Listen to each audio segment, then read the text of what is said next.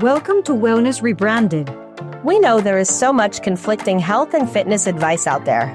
And you're tired of the wellness fads, endless diets, and impossible standards that make you feel like nothing you do is ever enough.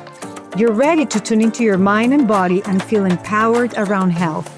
We're the healing trio here to help you redesign your relationships with food, fitness, and yourself. I'm Elizabeth, registered dietitian and certified intuitive eating counselor. I'm Maria, licensed mental health therapist. And I'm Tara, personal trainer.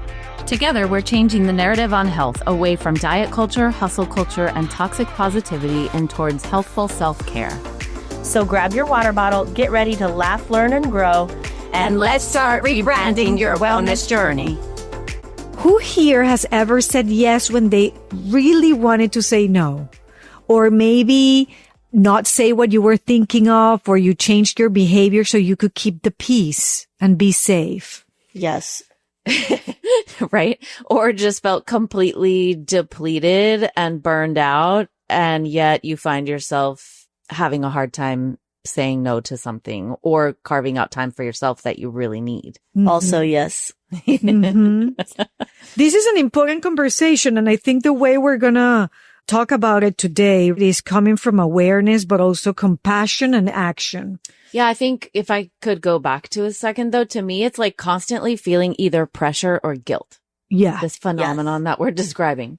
Or the need, again, to keep the peace, to avoid any conflict, to keep things steady, because, again, conflict or arguments or any changes can make you feel not safe or in a situation that is uncomfortable for your body. Mm-hmm.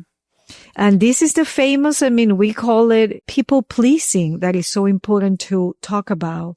Yeah, so I'm actually fascinated to talk to you about this based on something you said a minute ago when we were talking offline, which is it's like a not wanting to create conflict and also is a form of people-pleasing. And what I'm fascinated about is that I don't think I'm a people-pleaser, but I very much try to avoid conflict. This is an important difference, right? If you're one of those people, because I don't think I'm a people pleaser either, but I've learned with years that there's some battles that I don't need to fight, and there are many moments that I don't need to engage. So I let things just happen, and I'm okay with it, right? Mm-hmm. But the importance here is patterns, and the importance is also the effect of that pattern on your body and your well-being in general. So if every now and then, because you've lived enough this life and you've learned that sometimes it's not worth to engage and you just let somebody say something really stupid and you're not going to correct them, maybe it's not to keep the peace. It's like, it's just not worth it. But if it is a pattern that you're like, I'm going to do this for you, and I'm going to do this for this other person, and I'm going to do this for this other person, and I'm forgetting about myself, and I'm doing it because I want to prove that I want to make everybody happy, so I'm accepted and I belong and I'm loved, that will concern me. Mm-hmm. And you said something a minute ago, again, when we were talking offline, of like, what's actually happening there? I think this is important. First of all, if you're listening and you're like, ooh, that's so me. I do so much for many other people until the moment that I'm exhausted and depleted and burned out. And then I do some more for other people. And then I do some more, and then I feel so like bad. The better question is like, who among us doesn't feel like that? Yeah, times, yes. But there are people out there that feel like this frequently. Mm. And some of them are aware that they're but that's just like their everyday state, right? Like we can all get into sort of moments of that, but I think it's different if that's just like your baseline. Your default state. Right. And what is important is that, first of all, to know that you're not alone, that you're not broken. This is actually a survival strategy. This is a learned behavior.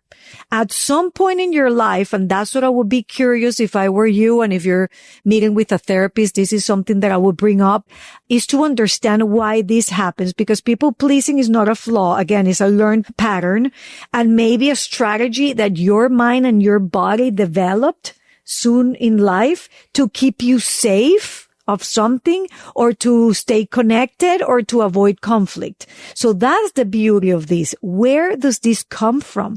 Maybe your feelings weren't always heard or validated growing up. Maybe love felt conditional, like you have to be good or be helpful or be quiet. All this to be the good kid, right? Or to be loved or for this family to feel comfortable with you.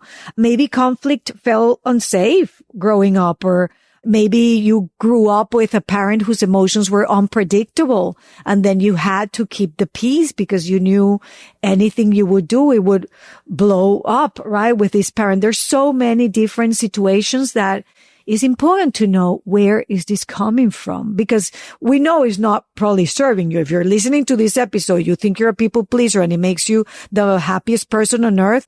Learn something or go to the next episode. Usually. Did you just tell people to turn us off? Right, yeah. Usually that's not the case. Usually the people pleasers can feel the exhaustion, or even if you don't know it's coming from there, if you feel exhausted with your interactions with other people, or you feel taken advantage of, or you feel that you're always on alert or ready to help everybody else, I think it's interesting to think also, obviously we're, a health and wellness podcast of to me, it mirrors a lot how people feel in diet culture related to their wellness behaviors. It's this societal kind of norm or pressure, or however you want to call it, that we have been sold that there's this that especially as women, that we have to sort of be good or control our eating or control our bodies or conform to this, to please society. Correct. Not only in your food, emotionally too. We're supposed to be nice, accommodating, emotionally available for our kids or our friends or our husbands, which by the way, no, you do not.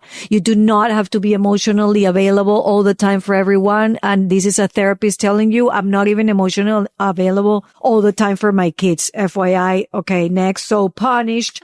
Or all these things that is cultural and societal pressures that are important to mention. I agree with you, Elizabeth. It's that load that we carry without knowing, that's pattern that we follow, and is not serving us as adults. And that expectation that we have to sort of conform in order to kind of get that external approval turns really certainly the whole idea of food and exercise into a performance. But you're right, even how you emotionally show up for other people can turn very performative. Thinking about launching a podcast or taking yours to the next level? Juliana Barbati and her team are the experts you need. They take care of everything from episode funnel design to production and marketing, so you can focus on creating content that connects. Check out julianabarbati.com and mention that we sent you. So here's a story, personal story, right? I'm the only Latina in my neighborhood. It's 30 houses. So all the dance parties happen at your house? Yes, actually, the first year I moved in, I got a letter from the HOA that I had people over and we were too loud. That never happened again, but that was 16 years ago. Anyway, were you dancing? No, we were in the backyard just yelling because that's what we did. I don't know. Actually, my brother was playing soccer at 1 a.m. in our backyard. So the yelling at 1 a.m. I was going to say, I think maybe it was the 1 a.m. Yes, the 1 a.m. was the problem. Anyway, more than the noise? Yeah, sorry neighbors, but that never happened again. They all love me. But listen, not all of them, but most.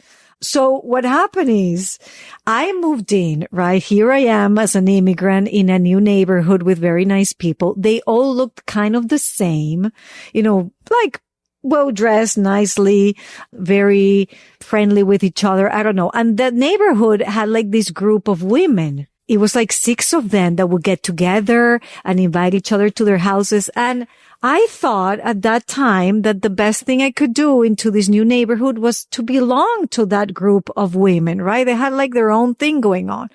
And I tried hard to behave a certain way, to dress a certain way, to hide my Latinity or whatever that is called. The story's making me sad. I know. It has a good ending. To fit in, right? So I had to change so many things of me to feel this whatever I thought in my head was the image, right? One day, I don't know why, I was like, this is exhausting. It is so not serving me to do this. And I'm like, this is it. I don't give a damn. I can lose who I am. And I forgot about that. I never became friends with them. I just did my thing. And in my neighborhood, yes, I'm the loud one. And yes, I'm the one who brings a different perspective to that. But my point is the weightlifting of my soul that I felt the day that I told myself, Maria, this is BS. What are you doing? The people that are going to love you are going to love you with your no's, with your yeses, with your I'm not available right now, or yes, I would love to do that for you. Oh my goodness. It's Even the 1 a.m. soccer. Even though it's such like, it feels so light when you stop caring about what other people think of you. I know it sounds easier said than done, but I promise you it's like, oh, what a relief. It's exactly how I feel about getting out of diet culture. Yeah. It's like, oh my gosh, it is such a relief when you're no longer trying to match the pressure and the expectations and the rigidity and the rules. Just, yes, it's really hard to get out of it, but it is so worth it. You know how many times I've been called like, oh, Maria, you're so passionate, or look at Maria coming with her Latin passion. And then now after years, I'm like, is it Latin passion or is it just a woman voicing her concerns and her opinions?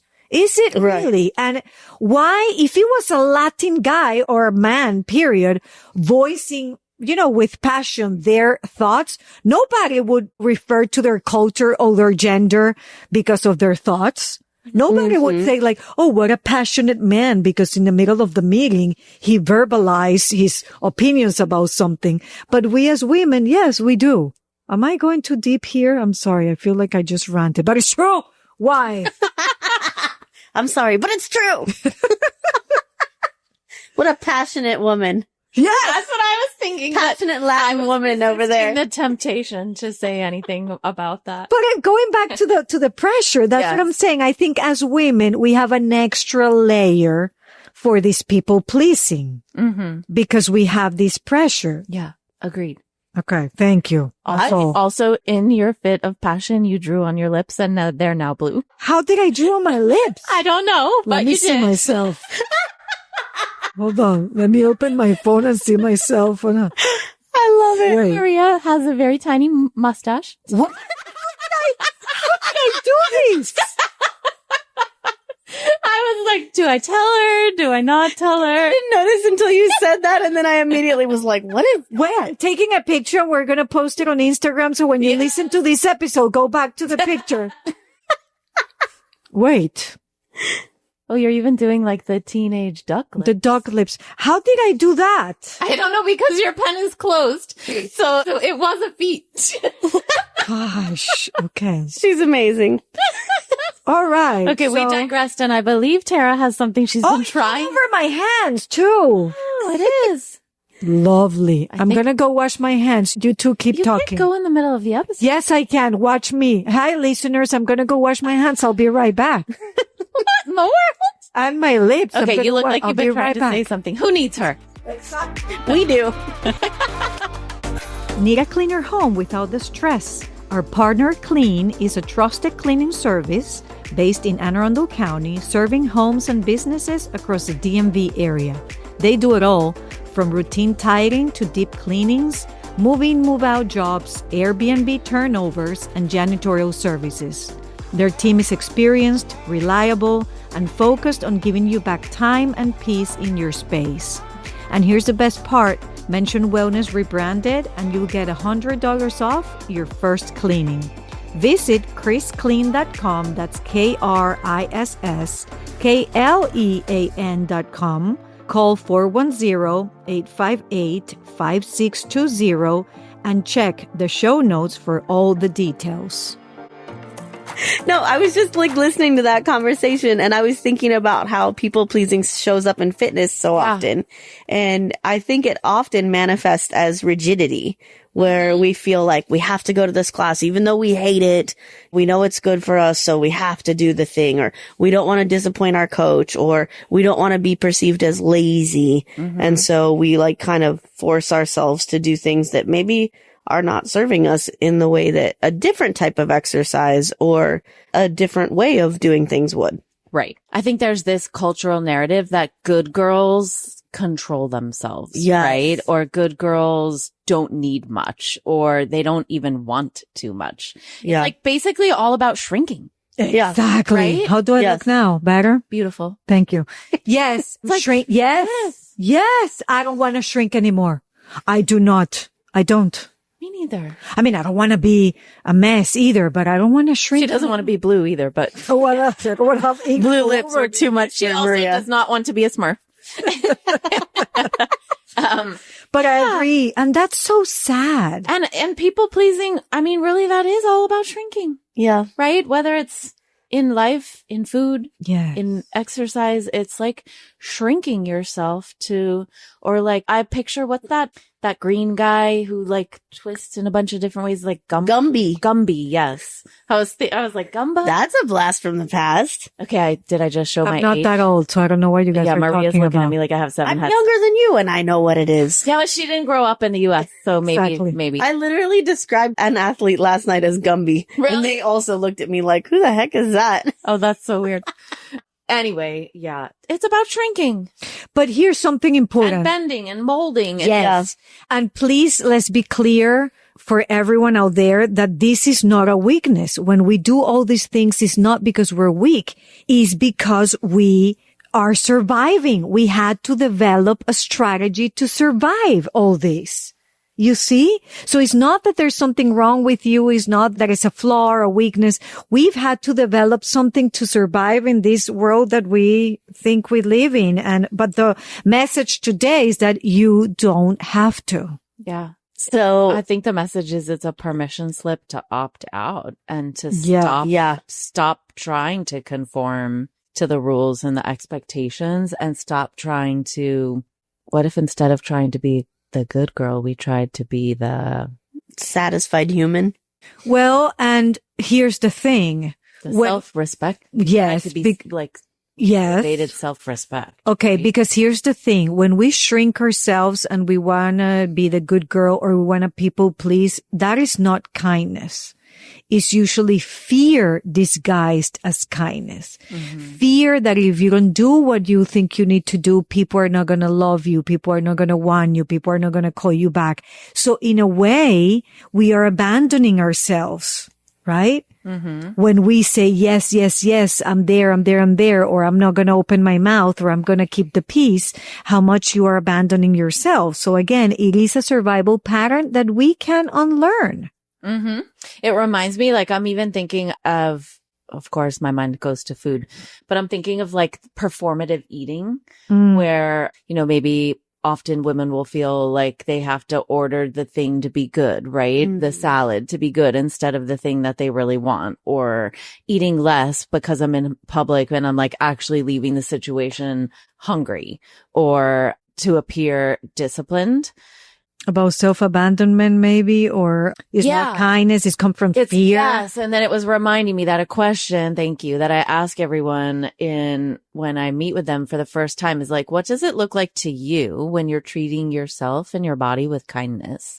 And That's such a good question. doing that, whether it's like in the performative eating that I just described, or the pressure of exercise, or doing so much people pleasing that you're not leaving time for yourself to do anything for yourself, right? Like it's just unkind to ourselves.